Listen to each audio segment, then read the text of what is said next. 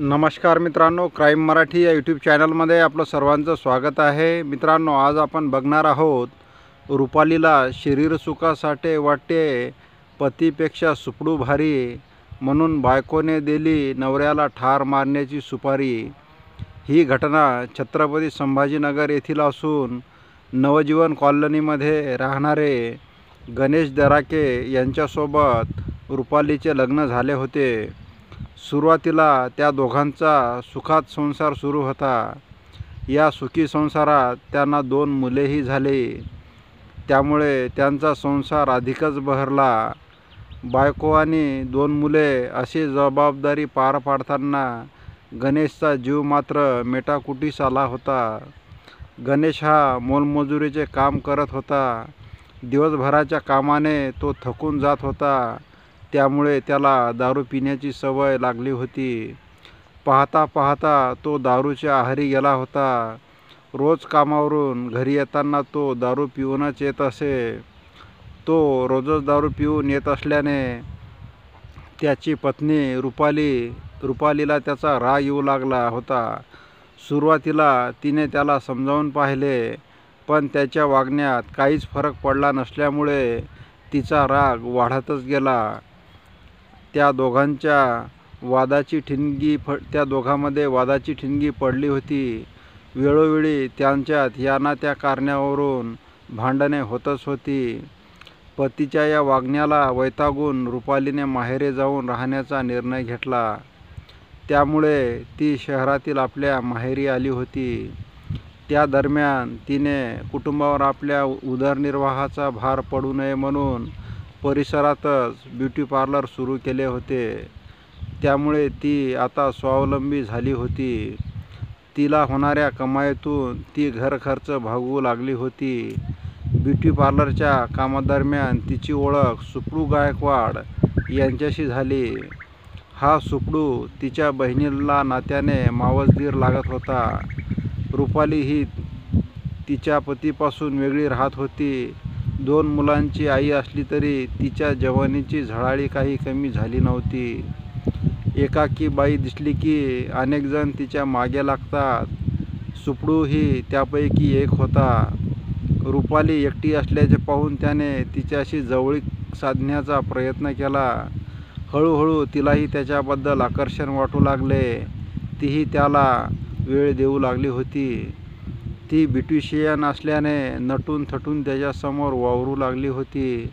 तिच्याकडून प्रतिसाद मिळतो हे पाहून सुपडू चकाळला। मग तो तिच्या जास्तच मागे लागला। तिनेही लोकलाज सोडली होती।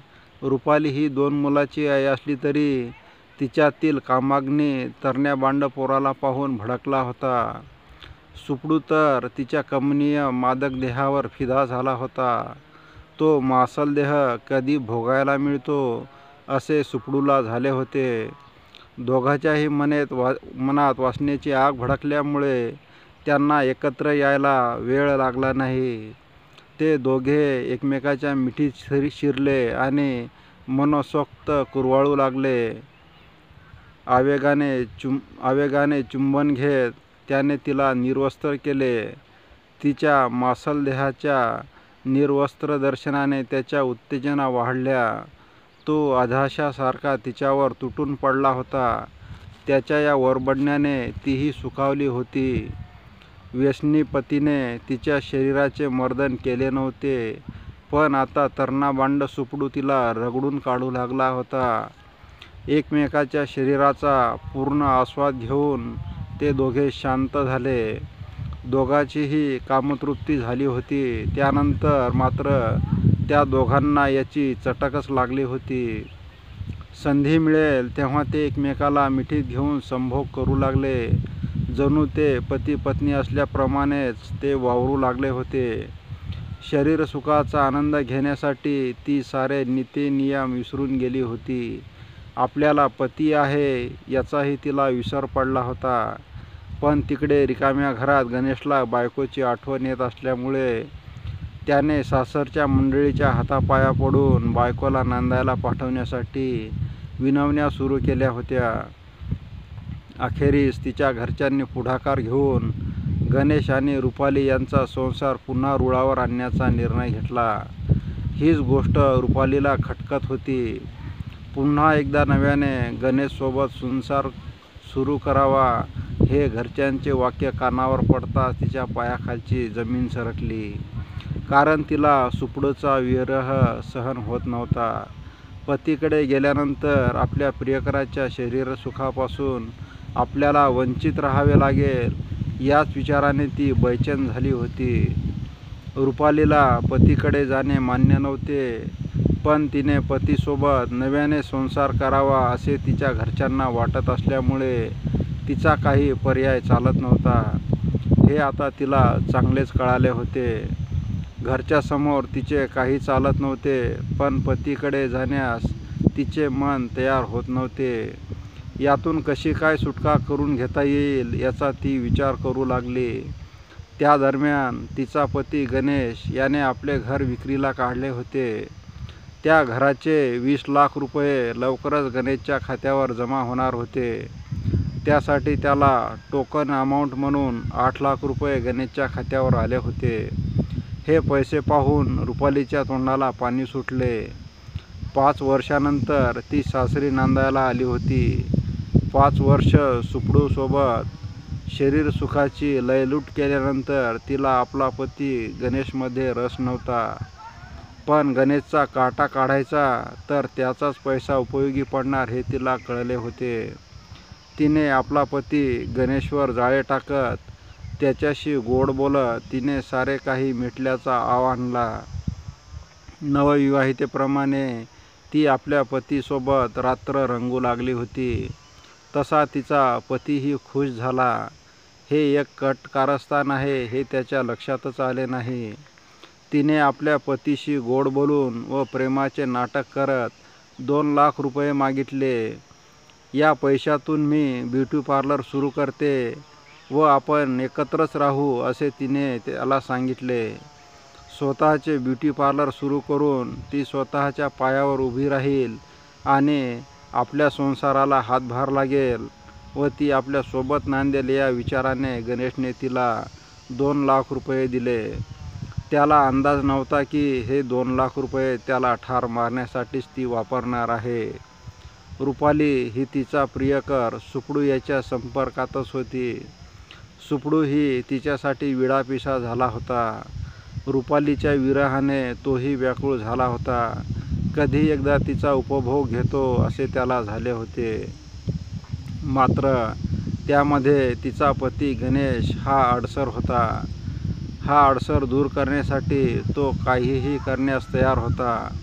तर त्याची बायको रुपाली ही आपल्या पतीचा बळी देऊन प्रियकराच्या मिठीत शिरण्यासाठी काहीही करण्यास तयार होती.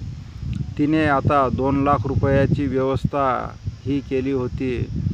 त्यातून मारेकऱ्यांना सुपारी देऊन गणेशचा काटा काढायचा आणि त्यानंतर आपण सुखाचा संसार करू असे रुपाली आणि सुपडू या दोघांनी ठरवले होते. तिने सांगितल्याप्रमाणेच त्याने हत्येचा कट रचला. त्यासाठी त्याने जळगाव येथील आपले सहकारी मित्र या कटामध्ये सामील करून घेतले. सुपडूचा मित्र अमोल चौधरी हा आपल्या मित्रासोबत जळगाववरून औरंगाबाद येथे आला. तेथे आल्यानंतर त्याने सुपडूसोबत चर्चा केली.